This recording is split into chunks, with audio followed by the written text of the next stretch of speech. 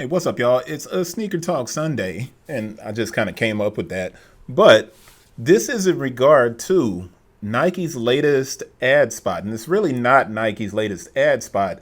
Over the last week, Nike has delivered some of the best content that they've delivered over the last 5 years. So I wanted to dive into this discussion. Hopefully, it'll help you get a little bit of perspective in regard to the conversation around Nike as a brand. And it's really interesting that a lot of channels are attempting to start talk from more of a business standpoint because they are losing steam as it relates to sneaker culture. And what you'll recognize is that I've always focused on the business aspect of sneakers. And I'm glad those of you who have been following along, that you like the content, that you appreciate the content. And even if it's just 10 or 15 views, it's extremely important to me and I appreciate it. Thank you. So the article, time's up. Nike is reloading prior to its Investors Day. So the last Investors Day was 2017. The next Investors Day with a lot on the line for Nike is going to be again in October. I'm pretty sure about that. I need to double check it and make sure. But Nike dropped a video yesterday, which was actually a day and a half ago. No, 24 hours ago. And on YouTube, that spot has generated 1.6 million views and currently is at number 50 on the trending list. Now, I want to jump to it just so you know what I'm talking about here because it's pretty important stuff. And I just clicked away from it, so I got to go back. Am I a bad person? So what we have is the voice of Willem Dafoe. Now, we had a really good conversation about this discussion on LinkedIn. If you haven't watched the commercial, go and watch it. But David Jenkins, one of the guys that I've interviewed on the station that you can go and check out one of the interview, he brought up something extremely interesting in regard to this. And then we went into a rabbit hole of research. So Willem Dafoe played the Green Goblin. So when you listen to the voice, it's Willem Dafoe. It's the voice of Norman Osborn. The first appearance of the Green Goblin, according to David, is Spider-Man number 14 in July 1964.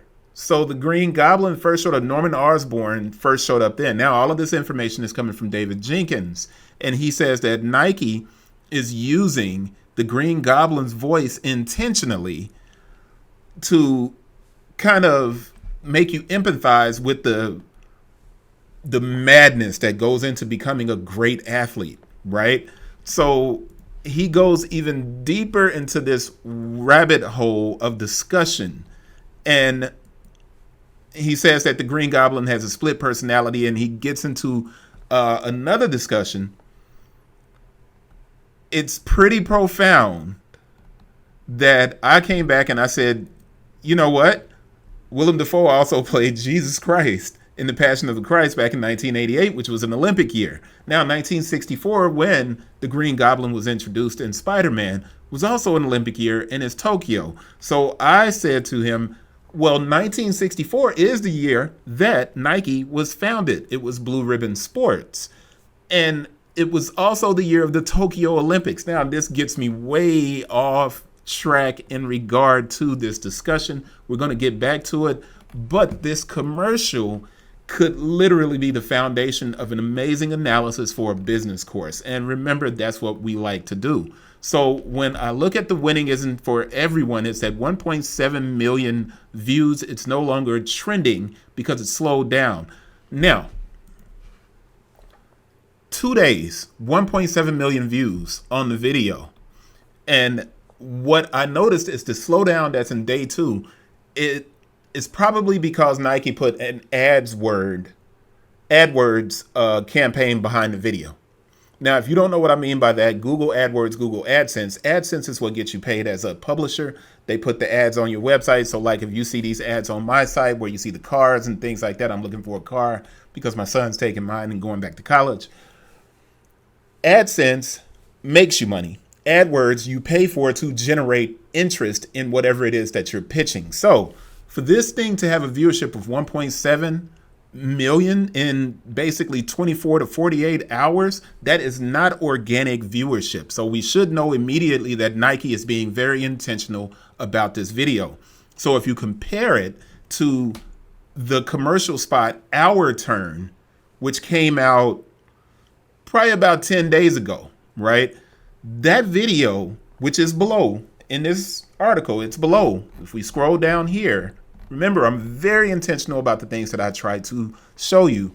The Our Turn video here is only at 11,000 views. Now I'm stopping that because we're not going to jump into that just yet.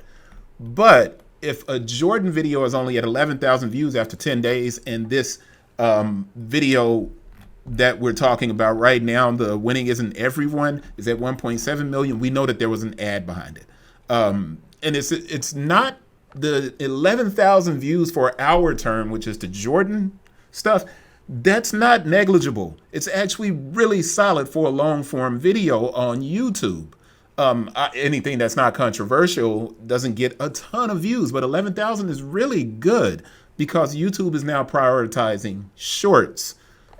That was a lot of talking. I apologize. We're getting back to the discussion, which is time's up. Nike is reloading prior to its Investors Day. Let's jump down and go to then an analysis I wrote not very long ago. I said that Nike has the ability to change directions, and I gave you 5 reasons Nike is always a few changes away from correcting major issues. Now, in the statement, in this article, we open this up. I'm going to make sure, open that link in a new tab. You can go in, I'll put it in the description, you can go and read it. But in that article, I stated this. In 2019, Nike's advertising was 9.6% of revenue. In 2023, Nike decreased the advertising budget a lot, down to 7.9%. It's important to note that almost every year of growth for Nike, every year of growth, if you go back through the history of the brand, was supported by a consistent 9 to 10% of revenue being utilized to advertise. In other words, Nike really pushed advertisement. When they're growing and they're doing well, they're advertising a lot. Now, during John Donahoe's tenure, John Donahoe got rid of air.jordan.com. It's gone completely.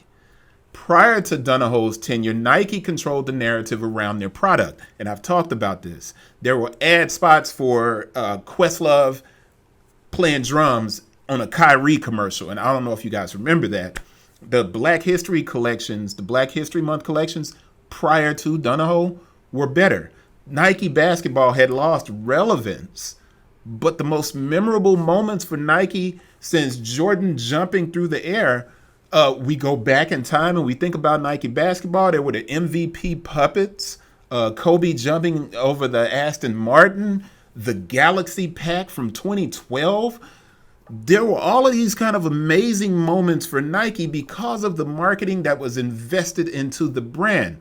Now, Nike's insistence on being a direct-to-consumer company during the Donahoe tenure, it left a lot of holes in the advertising of sneakers.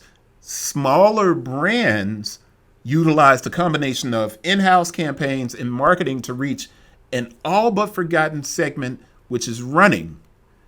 And that emboldened these smaller brands and made them better. Now, if we look at running in particular, if Nike didn't have Sha'Carri Richardson, sprinting would be owned by Adidas and New Balance. It's never been that way, but it is now during the Donahoe tenure. Distance running is owned by Own Running and Hoka and Brooks. With this, you do have some outstanding athletes that are Nike athletes. Don't let me stretch the truth, because the medal count, if we go through the medal count at different events, the majority of the athletes who win medals are wearing Nike. But those little holes that these brands have went in and put their products in there, those little holes are really chipping away at the foundation of what Nike has created. But this is the killer part. When Nike was able to focus on marketing as opposed to distribution, being a wholesale brand versus being a direct-to-consumer brand, Nike is a lot more agile and stronger. So under Donahoe, they were direct, Nike direct. In the past, Mark Parker and everybody else that has been leading Nike, they were a great wholesale company and they used futures. This is the point, and this is all from a previous article. Until Nike stops attempting to be a consumer direct acceleration brand and become what they've always been, which is a great wholesale partner and advertising wonder, Nike will continue to follow their fans instead of leading them. Now, I wrote that a long time ago, and then this commercial comes, and this is in the last week. Now, I have written that brands had a bunch of time to take advantage of Nike's issues. But when you look at this video and you realize that Nike is reverting and they are becoming a marketing company again, that window that all of these brands had, that window is starting to shrink now. Nike is obviously going to fire 1,000 shots before, during, and after the Olympics. Now, in my research, July has seen an uptick in consumer interest in the swoosh. Now, third-party platforms, Nike shoes are moving back towards that point where they're selling at retail versus below retail for a lot of different products. This has happened during July. Nike isn't settling with just this commercial spot you see running to my side. They're not settling there. They're not getting comfortable. Nike has rolled out this amazing amount of content around the Paris Games. And that's a big deal because the picture you see to the side here, that goes hand in hand with that video. So this accompanying website, Nike gives athletes an interactive platform providing insight into the maniacal mindset a competitor must have to gain an advantage. The site is engaging and it even utilizes Kobe. Rest in peace, Kobe. Now, over the last week, there are a ton of different strategies and content that Nike is moving forward with. And as Nike delivers media, other brands are going to be drowned out. So those holes that Nike left available for people to walk through like a Doctor Strange portal, these brands are going to be forced to make a decision. They're either going to have to spend big or spend conservatively. And this is absolutely critical as the Paris Olympics will not be a temporary bump. I'm saying that right now. With this July change of like kind of wind directions for Nike, I don't think that's going to be temporary. I think it's going to carry through because of some things that Nike has absolutely nothing to do with, but they do.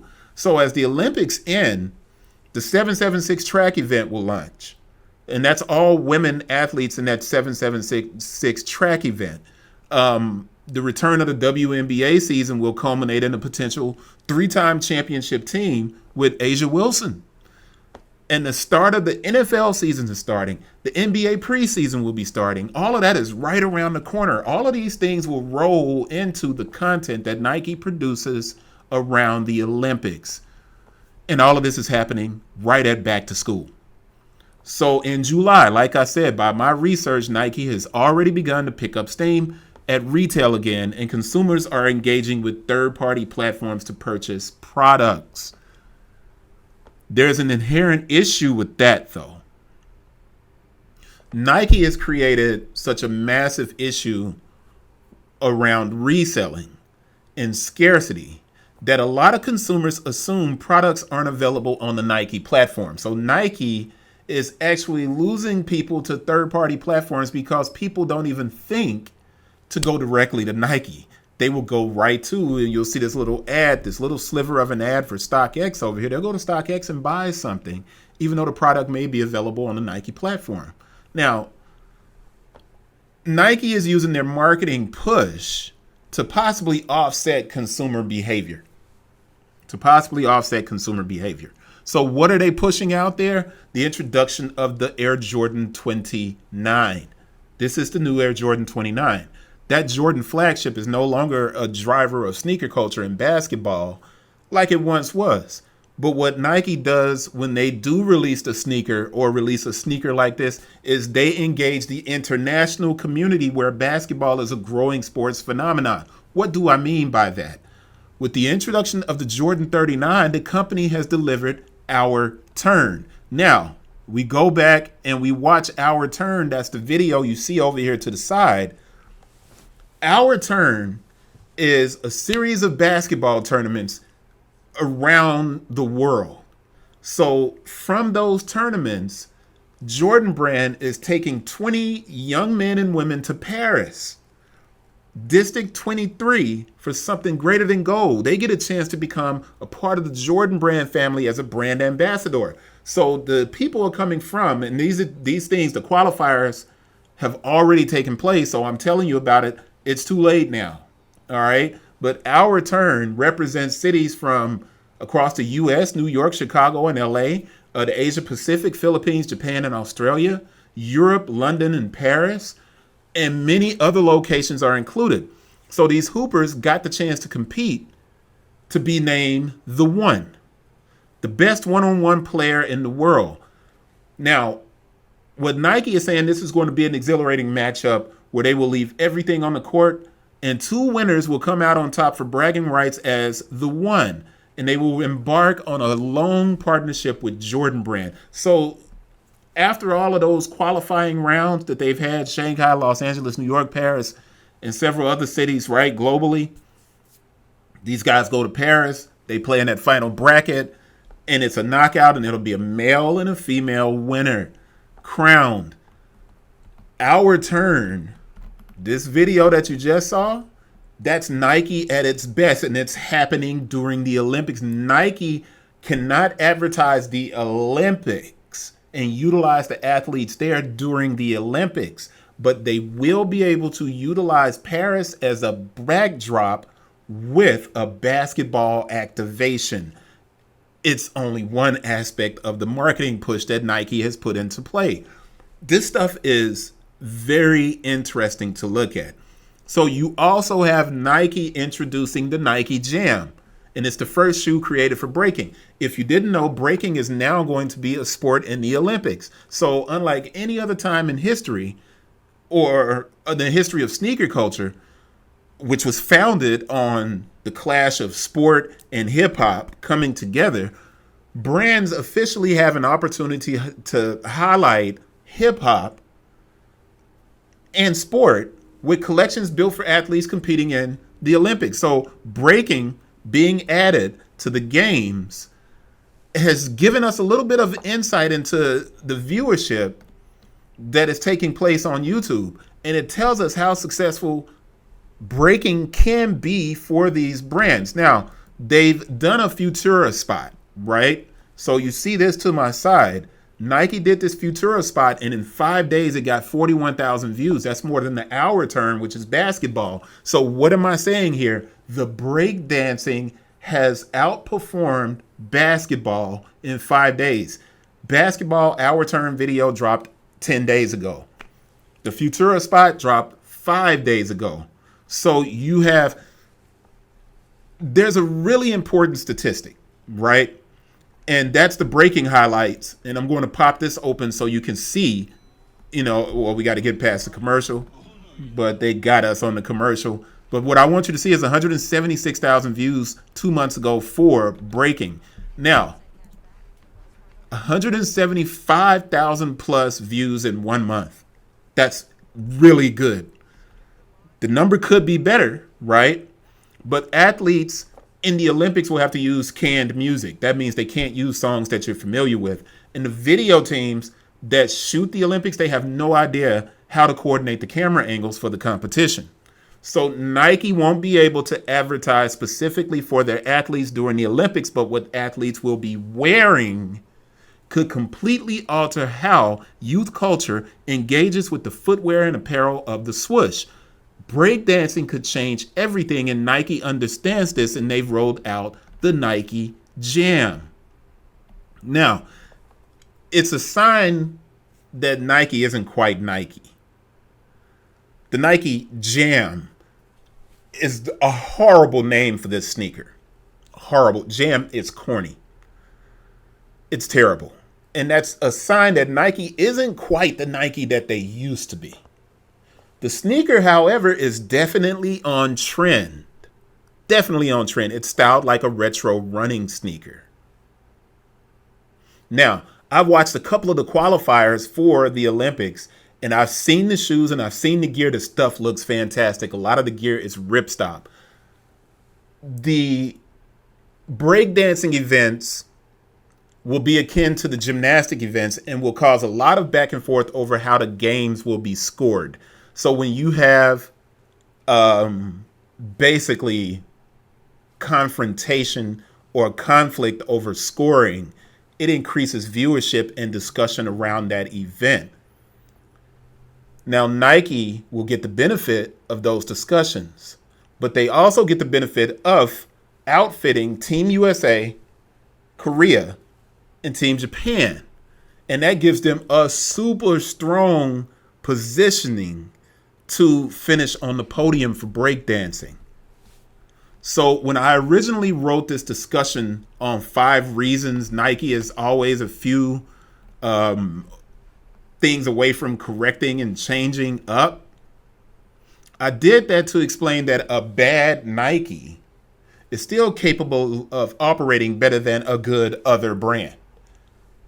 So I can't give you that point without showing you some of the decision making behind other brands. I'm not saying it's good or bad. I'm not saying that it's viable or more vital against Nike. I'm simply saying that some of these strategies from the companies aren't bad, but some are simply mind-boggling. So let's shift gears and go into some of the other brands and what they're doing at this critical time around the Olympics. Under Armour. They've signed the band that Haley and Hannah Cavender, and I'm wearing my Miami shirt. My son goes to Miami. They signed these 2 young ladies. But let me explain something. The Cavender twins left school to join the WWE. They transferred colleges in pursuit of NIL money. Now they are going back to school to capitalize on NIL. And I'm saying this right now, they will influence absolutely no one to wear Under Armour. I don't know what the cost of the deal is, but Under Armour could have given me the money. I could have opened a training facility for track and field, and they could have had all of the athletes in the South in this region wearing Under Armour for track and field season in the spring. That would have been more vital to Under Armour than giving the Cavender twins whatever amount of money that they gave them in NIL simply because they have a lot of followers. Under Armour continues to chase trends, and they chase cool. And this signing is reflective of a brand completely disconnected from any aspect of sports and culture. I said that I wasn't going to make this about something negative about the brand's decision in marketing. Obviously, I have. Next brand, Adidas. Now, Adidas is in the driver's seat along with the next brand I'm going to talk about. Adidas, they have joined forces with Marvel to do a Deadpool and Wolverine pack for the Forum, right? So they got, it's not, I don't even think that's the Forum, that's the Rivalry. But Adidas is targeting kids with this and adults, man, because you have more people that are going to see this rated R Deadpool film than probably, it's going to be a blockbuster. We know that. But what they've also done is they rolled out a Hoka like Ultra Boost in an effort to revive the franchise.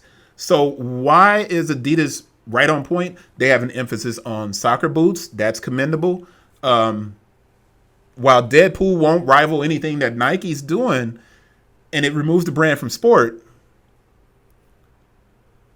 that could be problematic because they could have countered our turn in Paris with something built around Anthony Edwards and the AE1 So they could have done something with that. But remember, Adidas has Noah Lyles, Arian Knight.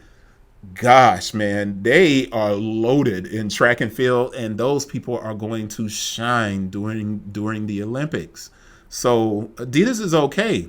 New Balance. New Balance just connected with the WNBA, and when they come back off of hiatus, New Balance will be able to do activations around the WNBA. And that is powerful. But New Balance is locked in for a completely different reason, because unlike Under Armour, New Balance is locked into track and field in a way that is unparalleled. Nike and New Balance are the elites in track and field. Why? Because New Balance has the track at New Balance in Boston, where they hosted one of the most amazing indoor track and field events for youth and colleges and pros. New Balance is on point. But also, New Balance has Sydney McLaughlin, Gabby Thomas, man, Femke Bowl. New Balance and women, there's going to be a connection that happens that Nike should be worried about. Nike should be worried about. Now, these are just a few of the activations that are taking place in sneakers. And it's a lot. But what strategies do you know about and that you've noticed? What have you noticed that's out there? Do you agree that Nike is turning up the pressure on everybody right now? Do you agree with that? That's it. It's a Sunday chat. I appreciate you for listening. I know this is a long video, but if you stayed this long, I don't even have anything to offer you for staying this long other than my complete appreciation and thanks for checking out the content. And let me know in the comments if you have something that you'd like me to touch on. As always, I'll still be watching the markets and talking about the business side of sneakers. Please subscribe, share, and for anybody out there that's making content, when you say that no one's doing discussions around the sneaker industry and the business side of things, stop saying that. I've been here for a long time. I don't have a big following. You may not know who I am, but I'm here. And if you guys watch the content and share it, everybody else will know it. Then again, I think a lot of people know it, and they simply aren't saying anything. See you guys on the next one. Peace.